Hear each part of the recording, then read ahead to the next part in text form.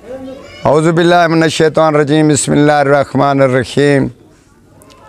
Professor Saeed मराठ साहब आपकी खिदमत में हाज़िर। अस्सलाम वालेकुम नाज़रीन, किसी के काम को नज़र लग गई या किसी का कामयाब अमल काम ना हो रहा हो, तो इसी सूरत में या किसी बच्चे या बच्ची को नज़र लग गई हो या इसी सूरत में किसी चीज़ पे आपकी नज़र या किसी की नज़र पड़ गई हो, तो उसके लिए हम आपको बहुत ही कामयाब नुस्खा बताते हैं जो हम अपनी ख़ुद भी इस्तेमाल करते हैं।